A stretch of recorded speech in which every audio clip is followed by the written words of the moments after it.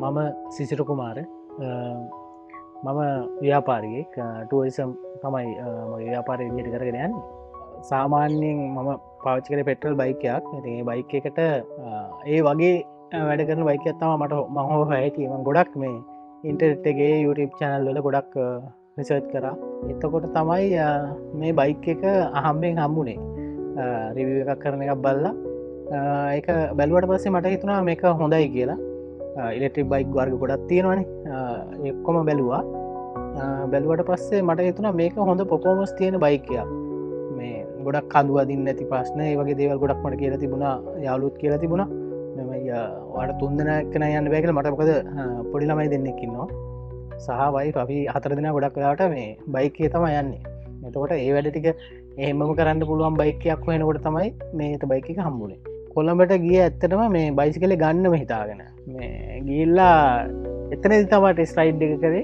එතකොට ඒ වෙනකොටත් මම තීරණය කරලා තිබුණේ මේ බයිසිකලේ ගන්නවා මට හොඳයි කියන එක. මම ඒ රිවිව් ගොඩ වීඩියෝ බලලා හිටන් මට අදහසක් එක්ක තමයි එතෙන්ට ගියේ. එතෙන්ට ගියාට පස්සේ ටෙස්ට් රයිඩ් එක කරාට පස්සේ තවත් හිත හැදුනා.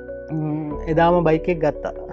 ඇත්තටම මම ඉතින් ළඟ වැඩ ටික කරගන්න ඉතින් මම සතියකට පෙට්‍රල් 1500ක පුල් ටැංක් කරනවා. ඊට අමතරව මම මේගමු ජායල වගේ විශේෂ ගමනක් ගියොත් අනිවාර්යෙන් පෙට්‍රල් ගහනවා. ඉතින් සතියකට 1500ක් වගේ යන එක දැන් මං හිතන්නේ මාසෙටම ලයිට් බිලට එකතු වෙලා තියෙන්නේ 1000ක් වගේ කොටසක් තමයි. ලයිට් බිලට පොඩි කොටසක් තමයි එකතු වෙලා තියෙන්නේ. නැත්තම් මම අර 6500ක් විතර මාසෙකට වියදම් කරන එක සාමාන්‍යයෙන් 1500කට අඩු මුදලකින් දැන් කව වෙනවා. මට ගොඩක් වෙලාවට එහෙම යන්න වෙනවා. එතකොට ගොඩක් වෙලාවට මේවා ගැන නිතරම හිතන්න වෙලාවක් නැහැ. ඉතින් ඒකෙදි ලොකු සහනයක් තමයි. ඇත්තටම මේ ගැන අයි නැවත හිතන්නම ඕනේ නැහැ. ඒ කියන්නේ අපි තෙල් ගාන්න නවත්තලා දින පෝලිං වල ඉන්න මම හිතන්නේ 4-5 දිනක් හරි තෙල් කිව් එකේ ඉන්නවනේ. එතකොට ඒ අතර තියෙන කාලේ පවා ඉතුරු වෙනවා. ළමයි ටික ඉස්කෝලේ දාන්න, ඊට පස්සේ පන්ති වලට දාන්න, හදිස්සියේ වැඩ කරන තැන ඉඳන් ගෙදර ඇවිල්ලා යන්න. ඒ වගේ වැඩවලට තමයි නිතර පොඩි ගමන් වුණත් මම හිතන්නේ දවසකට කිලෝමීටර් 40ක් විතර දුවනවා. මම දැන් ගොඩක් දැකලා තියෙන අර ඉලෙක්ට්‍රික් වාහන බොහොම ඉබි ගමනින් පරිස්සමකට පැත්තකට වෙලා යන වාහන. එතකොට ඒකත් එක්ක බලපුවහම මේ ඉලෙක්ට්‍රික් වාහන මේ බයික් එක ඒත බයික් එක ට්‍රැෆික් එක වුණත් හදිස්සියෙන් ගමනක් යන්න පුළුවන් වාහනයක්. ඒ කියන්නේ අපිට ස්ලේට් කරපු ගමන් වාහනේ යනවා.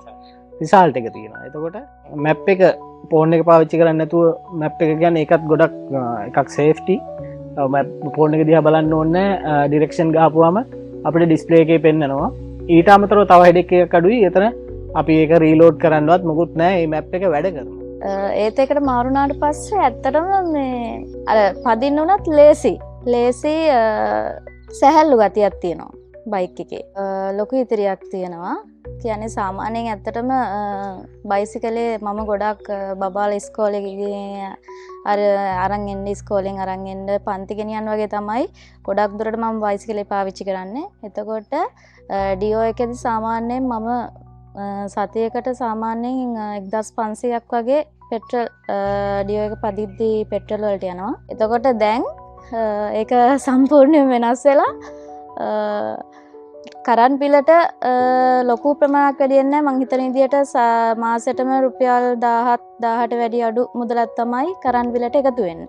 රැප් මෝඩ් එකේ තමයි මම වැඩිපුර යන්නේ. මොකද ඒක ඉක්මනටම යනවා. අනික දැන් සාමාන්‍යයෙන් ගොඩක් කට්ටිය කියනවා ඉලෙක්ට්‍රික් බයික් වල කඳු අදින්නේ නැහැ කියලා බයික් එකට.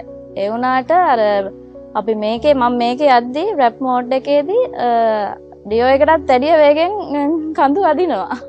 මැප් එක මම දැන් සමහර තැන්වලට ඔය සමහර වෙලාවට මමත් ජායල මේගම වගේ යද්දි මැප් එක මට ගොඩක් මේ ප්‍රයෝජනවත් වෙනවා. මේකේ මේ ස්ක්‍රීන් එකේම තියෙන හින්දා. නැත්තම් හරිම අපහසුයි අපිට කොහොමත් ඩ්‍රයිව් කරද්දි ෆෝන් එකෙන් බල බල ඩ්‍රයිව් කරන්න අමාරුයි. ඉතින් ලොකු ආසියක් මැප් එක ස්ක්‍රීන් එකේ අපිට තියෙන එක. ඇත්තටම ඒත බයිකේ ගොඩක් වාසි තියෙනවා. එකක් ඔයාලට ඉතුරු වෙන පෙට්‍රල් වලින් ඉතුරු වෙන එක. ඊට පස්සේ සේවිස් වලින් ඉතුරු වෙන එක.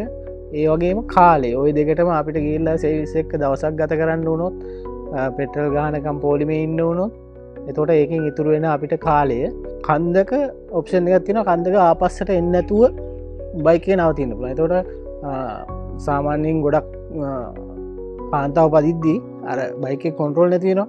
එතකොට ඒ වෙනුවට මේකේ ඔප්ෂන් එකක් තියෙනවා පල්ලෙහාට එන එක. ඊට පස්සේ ළමයි එක්ක අපි වැඩ කරනවා නම් නිතරම කිල් ස්විච් එකක් තියෙනවා සේෆ්ටි මොඩ් එකක්. ඊට අමතරව පිටිපස්සේ යන කෙනෙක් මට ගොඩක් වෙලාවට මම යන්නේ ඉස්සරහා පිටිපස්සේ යන කට්ටිය කමෙන්ට් එක තමයි මේක ගොඩක් සැපයි කියලා. ඒ කියන්නේ මේක මම හිතන්නේ මොන ෂොක් හින්දාම තමයි මේක හොඳ වෙන්නේ. ඒ ඔක්කොම හින්දා ඇත්තටම ඒත බයික් එකකට මාරු වෙන්න ඒක කවදාවත් ඔයාලා වැරදි තීරණයක් කියලා මම හිතන්නේ නැහැ.